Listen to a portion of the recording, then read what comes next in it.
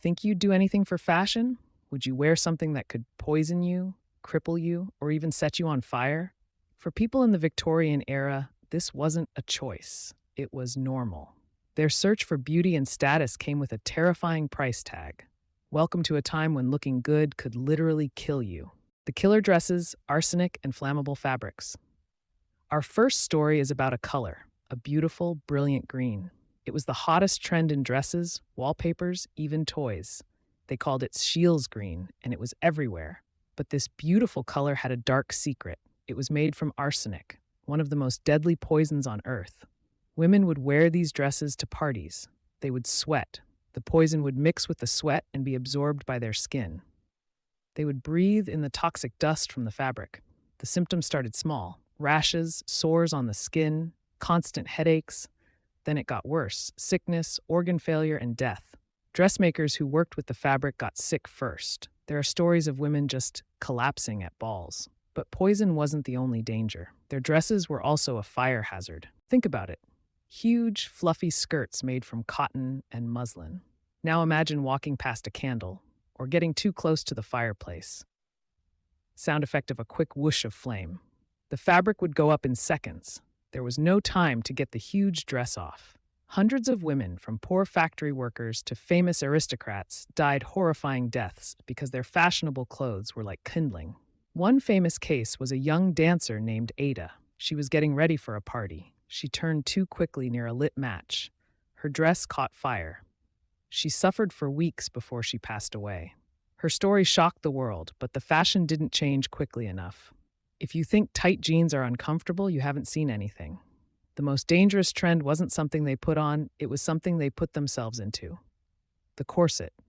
The goal was to have a tiny, tiny waist. The fashion was an hourglass figure. To get it, women would lace these corsets incredibly tight. We're not talking about a little squeeze. We're talking about serious physical change. A corset pulled tight would squash your internal organs. It moved your liver, your stomach, your intestines. It cracked and bent ribs. It made it hard to take a deep breath.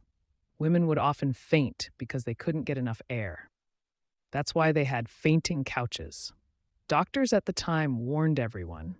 They said corsets caused constant tiredness, digestive problems, and even damaged reproductive organs. But it didn't matter. Fashion was more important than health. The worst was for young girls. Their bodies were still growing. From as young as 6 or 7, girls were put into corsets. Their growing bones were shaped by the tight pressure. Their bodies were permanently changed before they were even adults. It caused a lifetime of pain and health issues.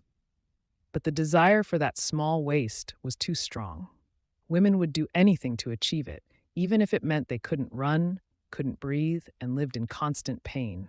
They were literally crushing themselves for beauty. It wasn't just the women. Men's fashion had its risks too, and for everyone, even the accessories and makeup were deadly. Let's start with hats. That classic top hat, often made from felt. To make felt from rabbit fur, they used a chemical process involving, you guessed it, mercury. The hatters, the men who made these hats, breathed in the mercury fumes every single day. It poisoned their nervous system. They developed something called Mad Hatter disease. They would shake uncontrollably, act paranoid, have speech problems, and seem like they were going mad. The character in Alice in Wonderland is based on this real, horrible illness. And what about makeup? Pale, ghost white skin was in. To get it, people used makeup and face powders. The best product for this was called ceruse. It was a white paste. It was also made from lead. Lead! Women would smear this poison on their faces every day. It would cause skin to rot, hair to fall out, and eventually lead to brain damage and death. They were literally poisoning their skin to make it look whiter. To add a little color to their cheeks, they sometimes used rouge with mercury in it. Or for red lips, they used dyes made from toxic red lead and vermilion. Every time they licked their lips, they swallowed a little bit of poison. They knew it was bad. Their skin would get worse, so they would apply more makeup to cover the damage, poisoning themselves even more.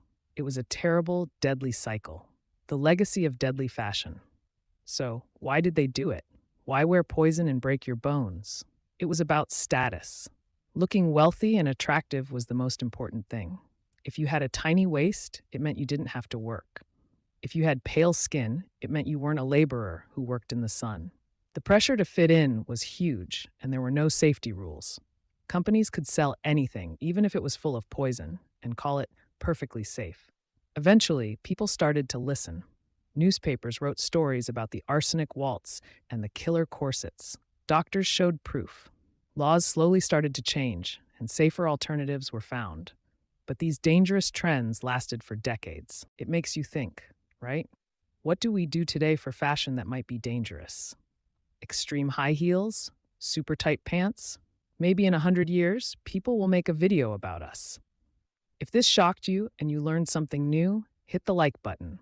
It really helps the channel. What deadly trend surprised you the most? The poison dresses or the bone-crushing corsets? Let me know in the comments below. Don't forget to subscribe and hit the bell so you don't miss our next video, where we explore the deadly history of something else. Thanks for watching. Stay safe and maybe think twice about that super tight outfit.